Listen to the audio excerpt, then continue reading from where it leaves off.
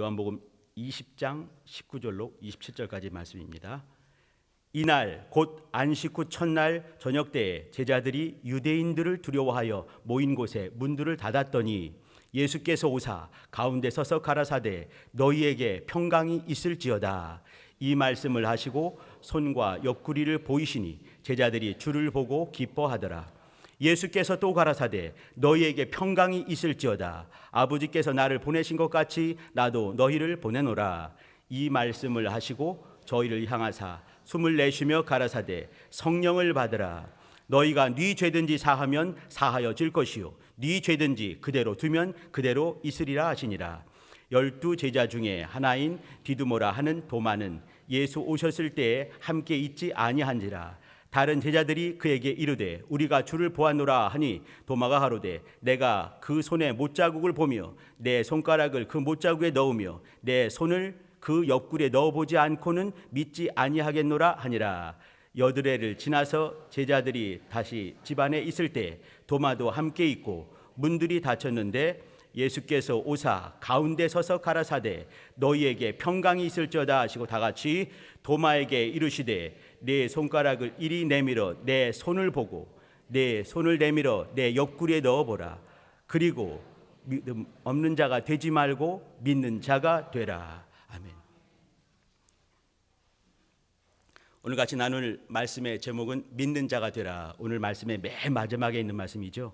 믿는 자가 되라라는 말씀을 가지고 은혜를 나누도록 하겠습니다. 지금부터 135년 전에 부활절 날 아침에 그 일단에 이렇게 그 젊은 청년들이 그때는 이제 그 제물포항이고요. 지금은 인천항이라고 합니다. 인천항에 들어왔습니다. 4월 5일 날인데 이때가 지금은 4월 21일이지만 그때는 4월 5일이 부활주일이었습니다. 어떤 한 청년이 이렇게 기도를 했습니다. 27 먹은 청년입니다. 갓 결혼을 해서 그의 아내는 배가 이렇게 만삭이 돼서 들어왔습니다. 하나님, 우리는 부활절 아침에 이곳에 도착했습니다. 사망을 깨뜨리신 주님께서 지금도 사망에게 얽매임 받고 있는 이 백성에게 광명과 평안과 자유를 허락하여 주세요. 이 유명한 아펜젤러 선교사님의 기도였습니다. 그 기도가 135년이 지난 지금 응답되어서 우리는 이렇게 자유한 가운데 또 광명한 가운데 평안을 누리며 영적 생활한다고 저는 믿습니다. 영적 생활은 이렇게 광명한 가운데 자유한 가운데 평안을 누리는 것입니다. 우리 주님께서 부활하시고 사망을 깨뜨리신 이후에나 가능한 것이지요. 엊그제 제가 이제 전화를 하나 받았습니다. 우리 성도님 중에 한 분이신데 아주 믿음이 충만하신 분이세요. 제가 부러울 정도로 이제 은사가 많으시고 영이 예민하시고 아주 충만하신 분이신데 이렇게 이제 통화를 하다 보니까 목소리가 그냥 이렇게 이제 바닥을 벌벌 기고 있습니다. 많이 힘드신 것이죠. 그분이 조심스럽게 털어놓는 얘기가 뭐냐면 오늘 하루 종일 이제 방바닥을 짊어지고 계신 것이죠. 누워 계신 거죠. 아무 의욕이 없고 무기력하고 밥맛도 없고 봄이시라 그런지 봄을 타십니까? 했더니 이제 하시는 말씀이 우울증 같습니다. 이렇게 말씀하시더라고요. 요즘 그러신 분 계십니까? 제가 이제 중등부, 고등부 우리 친구들 예배를 제 인도를 한 적이 있습니다. 거기 혹시 이제 이렇게 불안하시지요? 공포는 이렇게 이제 뭐 무서운 대상이 있는 거죠. 근데 불안은 그것이 없는 겁니다. 그냥 인간 존재가 유한하기 때문에 절대자가 아니고 유한자이기 때문에 부족하기 그지없기 때문에 또 어느 순간에는 우린 다 지금은 존재하는 이 존재자로 있지만 비존재가 될 것입니다. 다시 말씀드리면 다 죽게 된다는 얘기지요. 이것이 그냥 우리 속에 잠재되어 있는 거 아니겠습니까? 이것이 유한한 것이거든요. 우리 주님은 그렇지 않으십니다. 그러나 우리는 이 땅에 사는 동안에는 어느 순간에 내가 이 세상 더 이상은 걸어 다닐 수 없는 그때가 올 것이다. 그것이 있거든요. 이기 때문에 이렇게 어느 순간에 불안이 올 때가 있고, 아니면 그냥 뚝 떨어지는, 충만함이 뚝 떨어져서 제로 베이스에서 이렇게 벌벌 기게 되는 이 우울증 같은 것이 있는 것이죠. 현대인은 말이죠, 이 우울증이 이렇게 마음의 감기라는 말을 합니다. 마음의 감기. 우리 성도님들 알아보신 적 있으십니까? 저만 알아봤거든요. 저는 종종 앓습니다. 순간에 어느 순간에 확 이제 이 불안, 또 이제 이렇게 어떤 이 무기력 올 때가 있거든요. 목사라 하더라도 그것이 있습니다. 제 아내는 알거든요. 저 사람이 또 저러는구나. 저도 알아요. 이렇게 어느 순간에 또 이것이 왔구나, 올 것이 또 왔구나. 그럼 불안하지요. 하루 종일 불안할 때도 있습니다. 지금 이제 우리 성도님이 그러신 거예요. 긴 시간 통화를 하고 결국은 뭐겠습니까? 그분도 이제 이렇게 정말 감사한 것은 뭐냐면, 이렇게 힘들 때 혼자 끙끙대지 않으시고, 어리버리 짝이 없지만 또 어떤 목사에게 전화해서 같이 통화를 한다는 거, 그건 정말 그분이 건강한 것이에요. 그분은 정말 용기 있으신 것이죠. 아주 힘들 때 우리 성도님들, 불안이 갑자기 오거나 우울증이 갑자기 올 때 전화를 하시기 바랍니다. 대답을 안 하시는군요. 아주 충만하신 분 계시잖아요, 그죠? 그러면 누구 집사님께 전화를 한번 하시고 문자 남겨놓으시고, 저 지금 우울해요 한마디 해주시기 바랍니다. 그러면 그 얘기를 들으신 분께서는 반드시 그분 모시고 밖으로 나가셔서 벚꽃 한번 봐주시기 바랍니다. 또 쓴 커피를 한번 마셔주시기 바랍니다. 또 같이 한번 한 끼 밥을 나눠주시기 바랍니다. 그러면서 이길 수가 있는 것이에요. 우리 그 성도님께서는요, 저하고 긴 통화, 근 1시간 정도 통화했는데 결국은 뭐겠습니까? 우리 안에 있는 영원한 생명, 그것 때문에 이길 수가 있는 것이에요. 저 어느 순간에 갑자기 불안이 확 몰려올 때 있습니다. 그러면요, 하루 종일도 갈 수가 있거든요. 그러면 이놈은 지금 그러나 보다, 역사하나 보다, 나는 내 일을 해야지 살지요. 이게 정말 찝찝하거든요. 많이 힘듭니다. 그럼에도 불구하고 이겨나가는 것이지요. 근데 이것마저도 안 될 때가 있습니다. 그때는 주변의 도움이 필요한 것이에요. 그때는 용기를 내셔서 문자를 해주시고 전화를 해주시고 또 같이 나눠주시길 바랍니다. 우리가 한 가족이라는 것은 힘들 때, 어려울 때, 정말 불안할 때, 또 아주 우울증이 그냥 확 차 있을 때, 그때도 생명을 나누기 위해서 우리가 가족으로 있는 것입니다. 자, 오늘 같이 보는 여기 예수님께서 부활하신 이후에 공식적으로란 얘기는 앞에 이제 어떤 한 여인 막달라 마리아를 만났던 그 제목도 있긴 있습니다. 그러나 제자들에게 공식적으로 나타나셔서 공식적으로 하신 3마디 말을 우리는 나눠보려고 합니다. 이 3마디 말을 기억해 주시기 바랍니다. 첫 번째는 뭐냐면, 여기서 그 3번 말씀하신 너희에게 평강이 있을지어다 하신 그 말씀입니다.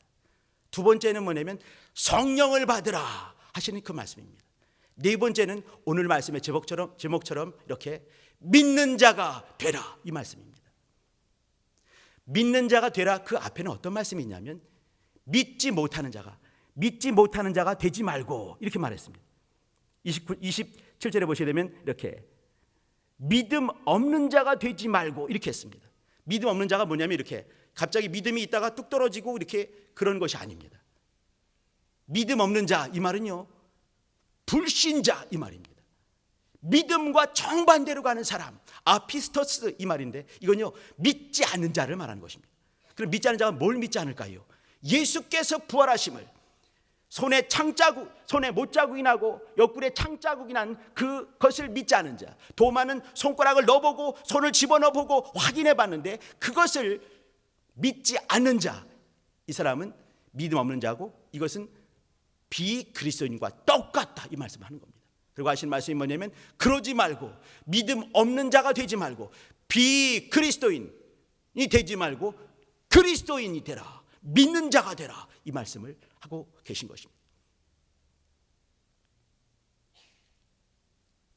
우리 성도님들이 잘 배웠던 것처럼 예수님이 진리가 되십니다. 내가 곧 길이요 진리요 생명이니 말씀하신 것처럼 예수님이 진리가 되십니다. 예수께서 하신 모든 말씀이 진리가 되십니다. 그렇기 때문에 예수를 믿고 예수의 말씀을 10년 가운데 모신 자들 하늘까지 이룰 수가 있는 것입니다.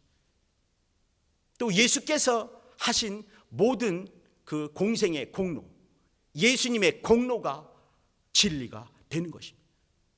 채찍에 맞으신 공로, 애매히 핍박받으신 그 공로들, 부유하신 그분께서 가난하게 되신 그 모든 공로가 우리에게 믿음의 표대가 될 수 있고 주장할 수 있는 말씀이 될 수가 있는 것이죠. 그 주님께서 부활하신 이후에 첫 번째 명하신 것이 무엇이냐면 너희에게 평강이 있을지어다 라는 말씀입니다. 우리 성도님들 창세기 1장에 보게 되면 빛이 있으라 하심에 빛이 있었고 이렇게 했습니다. 하나님께서 빛이 있으라 하시면 당연히 빛이 있지 않겠습니까? 윗물과 아랫물이 갈라져라 말씀하시면 윗물과 아랫물이 갈라지면서 궁창이 생기고 공간이 생기고 우주가 창조가 되는 것입니다. 무태 땅에 기어다니는 모든 짐승들, 물고기들, 하늘의 공중에 날아다니는 새들이 있을지어다 하심에 종류대로 있게 되는 것이 창조의 역사십니다. 그 하나님께서 육체를 입고 오신 이후에 죽으신 다음에 부활하시고 첫 번째 명하신 명령이 너희에게 평강이 있을지어다 하셨다 한다면 우리 속에 평강이 있겠습니까? 없겠습니까? 그럼에도 불구하고 우리는 종종 우울증에 시달리게 되고 현대인들은 일생 사는 동안에 약 5분의 1, 10명 중에서 2명, 5명 중에서 1명이 우울증을 앓는다고 합니다. 자살한 사람들의 90%가 우울증 환자였습니다. 우울증을 앓는 사람 중에서 15% 혹은 20%, 10명 중에 2명까지는 자살한다고 합니다. 이런 시대에 살고 있을 때 내 안에 참 주인이 없다 한다면, 부활이요 생명 되신 그분이 안 계시다 한다면 우리는 이러한 지경에 확 내던져지고 만져주시는 분 없이, 도와주시는 분 없이 팽개쳐 있는 그런 삶을 살 수밖에 없습니다. 내 안에 충만히 계신 그분의 은혜, 부활과 생명 충만한, 그리하여 평강할 수 있는 권리가 내 안에 있다 한다면 우리는 그걸 주장할 수가 있는 것이죠. 잠깐 말씀을 한 절 보십니다. 우리 요한복음 16장입니다. 그 좀만 앞으로 가시면 보실 수 있으시죠. 16장 32절을 봐주시기 바랍니다. 보라, 주께서 하시는 말씀이에요. 보라, 너희가 다 각각 제 곳으로 터지고 나를 혼자 둘 때가 오나니 벌써 왔도다. 누가 봐도 주님은 혼자 계신 거죠. 쟤들 다 도망가 버리고 혼자 계셨습니다.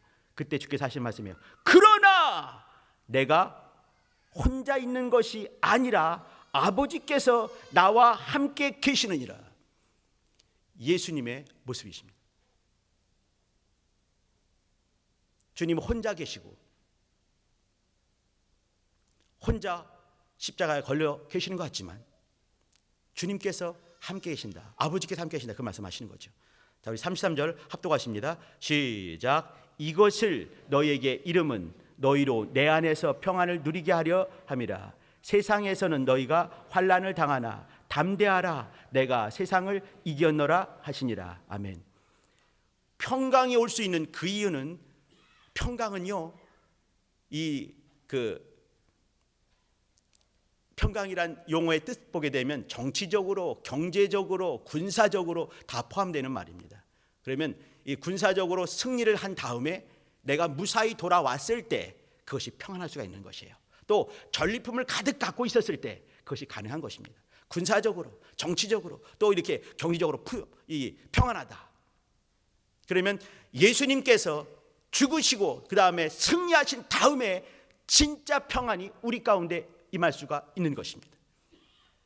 주님께서 이미 세상을 이겼다라고 과거형으로 말씀하셨습니다. 그럼에도 불구하고 우리 가운데 승리가 오려면은 성령이 임하시지 않고는 불가능한 것이에요. 두 번째 말씀, 이제 성령을 받으라는 말씀이 이어질 수밖에 없는 것인데, 이렇게 자, 중요한 것은 뭐냐면 하나님의 아들께서 승리하셨기 때문에 우리는 평강할 수 있고 평안할 수 있는 것입니다. 근데 중요한 것은 뭐냐면 여기 세상에서는 너희가 환난을 당한다 라고 했습니다. 근데 또 앞에 잠깐 보시게 되면요, 내 안에서는 평안을 누리게 한다 이렇게 말씀하셨습니다.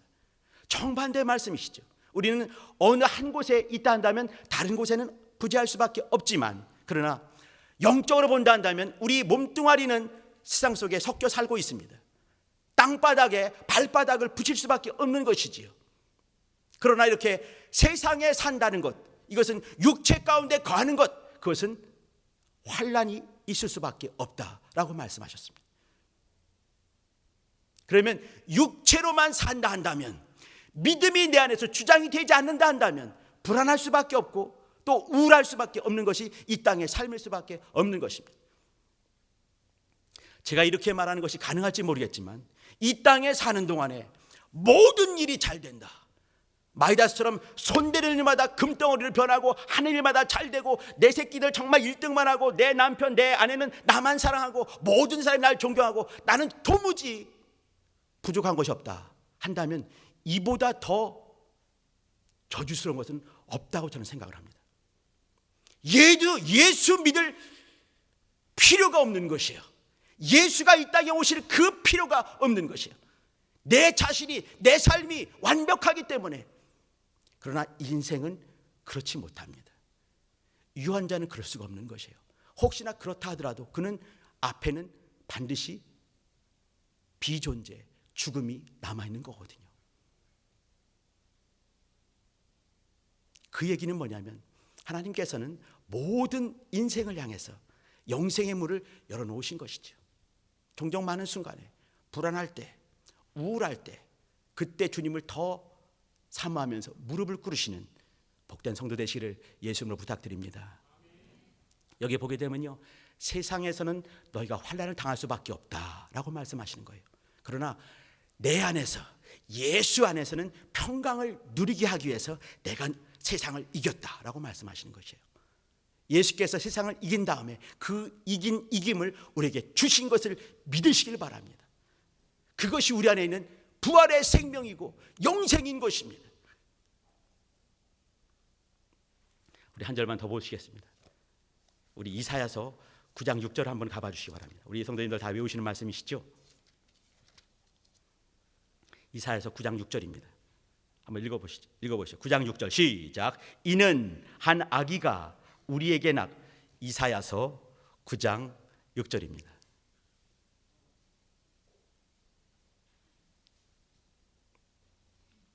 자, 시작. 이는 한 아기가 우리에게 낳고 한 아들을 우리에게 주신 바 되었는데 그 어깨에는 정사를 메었고 그 이름은 기묘자라, 모사라, 전능하신 하나님이라, 영존하시는 아버지라, 평강의 왕이라 할 것입니다.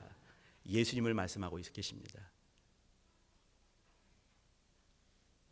어깨에는 정사를 메신 분이십니다. 그 이름은 기묘자고 모사가 되십니다. 전능하신 하나님이 되십니다. 영존하신 아버지라 말씀하고 있고 평강의 왕이다 했습니다. 예수님은 평강의 왕이 되십니다. 우리의 평강을 주장하실 수 있는 왕이 되시는 것이지요. 그분께서 너희에게 평강이 있을지어다 라고 말씀하셨습니다. 우리가 읽은 20장 19절로 27절까지 보게 되면 3번 말씀하셨습니다. 3번 거듭거듭 똑같은 말씀하시는 것이죠. 너희에게, 너희 안에 평강이 있을지어다 하셨습니다. 주님께서 이기신 다음에 말씀하신 것입니다. 우리 몸뚱아리는 세상에 섞여 살면서 환난 받을 수밖에 없지만, 그러나 그 환난 중에도 너희가 내 안에 있기 때문에 평안을 누리게 하려 함이라 라고 말씀하시면서 너희에게 평강이 있을지어다 말씀하셨습니다. 자, 이 평강이 있는 것을 확정시키기 위해서 우리 안에 주신 분이 계십니다. 그분이 진리의 영이신 성령님이십니다. 우리가 이제 본 성경 보게 되면요, 주께서 이렇게 숨을 내쉬면서 후 말씀하시죠. 숨을 내쉬면서 성령을 받으라 말씀하십니다. 저는 여기서 이렇게 숨을 내쉬면서 이 대목에서 잠깐 이제 구약을 잠깐 보게 됩니다. 어디겠습니까? 창세기입니다. 아담을 지으신 이후에, 흙으로 아담을 지으신 이후에 하나님께서 호흡을 불어넣으시고 생명이 되게 하셨습니다. 왜 그러셨겠습니까? 하나님의 형상을 지으시고 그 형상의 마지막은 뭐냐면 영혼이 있는 것이죠. 영이 있는 것 아니겠습니까? 그 후손 가운데 아들을 주시고자 하는 그 모습이 있는 것인데 하고 보여지는데, 숨을 불어넣으시면서 말씀하시죠. 왜 그러셨을까? 저는 그 속에서 하나님의 사랑을 보고 싶습니다. 하나님께서 하나님의 형상을 지으시는 마지막의 완성은 영으로 지으시는 것인데 왜 그러셨을까? 사랑하셨기 때문에 그런 것이죠. 사랑하시기 위해서 그런 것입니다. 아담을 지으신 그 목적은 사랑하시기 위해서 그러셨습니다.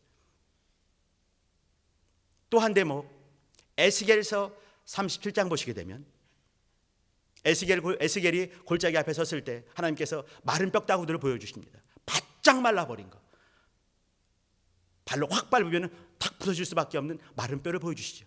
살 수 있겠느냐 물어보십니다. 아무리 봐도 살 수가 없는 거죠. 근데 에스겔은 좀 지혜로웠습니다. 하나님께서 하십니다 라고 말했습니다. 명령을 하라 말을 하죠. 에스겔이 하나님의 말씀을 대언할 때 이것들이 살아나기 시작했습니다. 거대한 군대를 이루었지요. 하나님의 말씀이 부딪혔을 때 생명을 얻게 되는 대목을 우리는 에스겔 37장을 통해서 알 수가 있습니다. 이곳에 다시 또 하나님께서 숨을 말씀하시면서 또 불어넣으시죠. 이 대목에서 저는 하나님께서 우리와 영원토록 함께 하시기를 기뻐하시는구나 저는 확인해 봤습니다. 요한복음 14장 10절 보시게 되면 11절에는 진리의 영이라 이렇게 말씀했습니다. 성령님을 지칭하시면서 말이죠.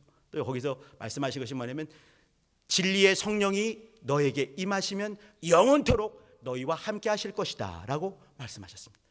성령을 주시면서 영원토록 함께 하실 것을 말씀하시는 것이죠. 예수님께서 임마누엘이다 이렇게 말씀하셨습니다. 임마누엘의 완성은 주님께서는 이 땅에 오셨을 때 인자로 오셨다가 인자로 죽으시고 인자로 부활하신 이후에 이제 성령을 보내주셨습니다. 임마누엘은 성령님을 통해서 이루어지는 언약입니다. 영원토록 우리와 함께 하신다라는 말씀이시죠.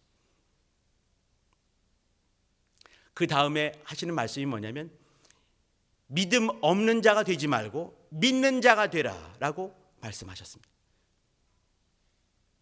요한복음 6장에 보시게 되면요 29절 보시게 되면 제자들이 물어보죠. 어떻게 해야 우리가 하나님의 일을 하오리까 물어보죠.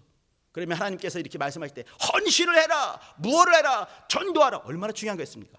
또 이 선교하라, 봉사하라 그 말씀하지 않으셨습니다. 예수께서 하신 말씀이 뭐였겠습니까? 하나님께서 보내신 자를 믿는 것이 하나님의 일이니라 라고 말씀하셨습니다. 믿으시길 바랍니다. 엄청난 일을 할 수 있지요. 너무 감사하지요. 그죠? 그러나 정말 중요한 것은 뭐냐면 모든 것의 시작은 뭐냐면 하나님께서 보내신 자를 믿는 것입니다. 죽으시고 부활하신 우리의 평강의 왕이 되신 그분을 인정하고 신뢰하는 것이 하나님의 첫 번째 일입니다. 이것이 성공할 때 그 다음 일들이 이루어질 수가 있는 것입니다. 우리 성도님들 가끔씩 제가 이제 이렇게 할 때도 있고 목사들도 그렇게 말할 때 있는 것 같습니다. 힘을 내시길 바랍니다. 이렇게 그죠? 그럼 힘을 내야지. 그럴 때 있는가 하면 또 그렇지 못할 때도 많이 있죠. 저는 이 대목에서 그런 말을 한번 드리고 싶습니다. 우리 성도님들 용쓰고 힘쓰기보다는 갖고 계신 믿음을 지속하시길 부탁드립니다. 우리가 갖고 있는 예수가 부활이시오 예수가 생명 되신 그 믿음을 가지고 견디시길 바랍니다. 오래 참아 인내하시길 바랍니다. 이것이 믿는 것입니다.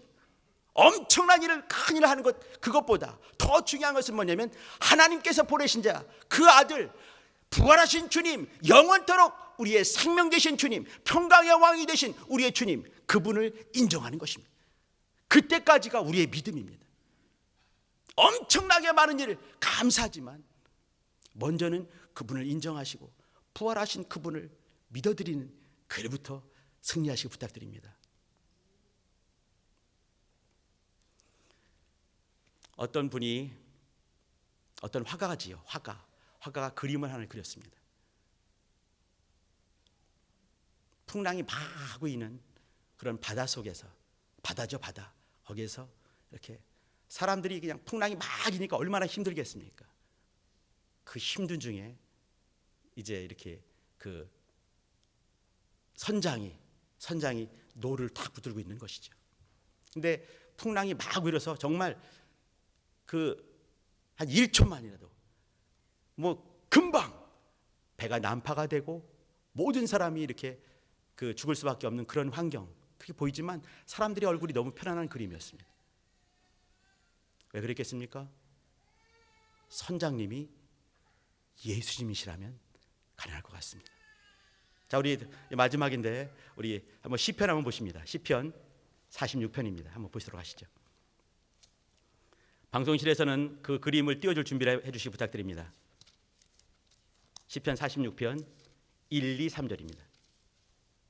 천천히 합독하시죠. 이 시는요 고라자손의 시입니다. 할 얘기가 많죠. 이 고라자손 하게 되면요, 전에 한번 나눈 적도 있는 것 같은데, 이 사람들이 쓴 시 중에 이 그 알라못에 맞춘 노래, 이런 말입니다. 알라못은 뭐냐면요, 소프라노가 높은 소리로 아주 그냥 청한 소리를 가지고 높은 소리로 노래하는 것을 알라못에 맞춘 노래 이렇게 합니다. 우리 1, 2, 3절을 천천히 합독하십니다. 시작. 하나님은 우리의 피난처시요 힘이시니 환난 중에 만날 큰 도움이시라. 그러므로 땅이 변하든지 산이 흔들리 바다 가운데 빠지든지 바닷물이 흉용하고 뛰놀든지 그것이 넘침으로 산이 요동할지라도 우리는 두려워하지 아니하리로다. 아멘. 우리 주님께서 피난처가 되십니다. 평안하시길 부탁드립니다. 환난 중에 만날 큰 도움이 되십니다. 평안하시길 부탁드립니다.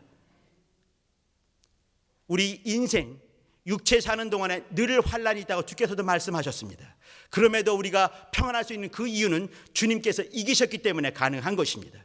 우리 인생의 배의 선장님이 예수님이라 한다면 우리는 평안할 수 있는 것입니다. 한번 보도록 하시죠. 보이시나요? 배가 아니라 이거 뭐 배가 안 보이죠, 그죠? 물이 꽉 차가지고 이제 이 배는 정말 침몰하고 있는 것 같지 않습니까? 근데 이것이 우리 인생들의 적나라한 모습인 것 같습니다. 그럼에도 불구하고 저 조그만 소녀들이 이렇게 웃고 있는 그 이유가 무엇이겠습니까? 선장이 예수님이기 때문에 그렇습니다. 우리 성도님들의 인생의 선장은 누가 되십니까? 여러분의 주인은 누가 되십니까? 여러분의 삶을 누가 인도하십니까? 여러분의 삶을 마침내 인도하실 분이 누구십니까? 그분이 예수님이기 때문에 우리는 평안할 수 있는 것입니다. 진리 되신 그분께서 진리의 영을 주셔서 우리 가운데 진리인 것을 확증해 주시고 또 믿으라 말씀하셨습니다. 그분을 신뢰하는 것이 우리의 평안입니다. 기도하시죠. 기도하실 때 하나님, 저는 하나님의 말씀을 가지고 부활하신 주님 때문에 주님이 생명 되시기에 내 인생의 선장이 되시기에 평안합니다 라고 감사를 드리고, 하나님께서 명하신 하나님의 일, 부활하신 주님을 인정하는 그 일을 지속적으로 감당하기 위해서 날 도와주세요. 예수의 이름으로 기도하십니다.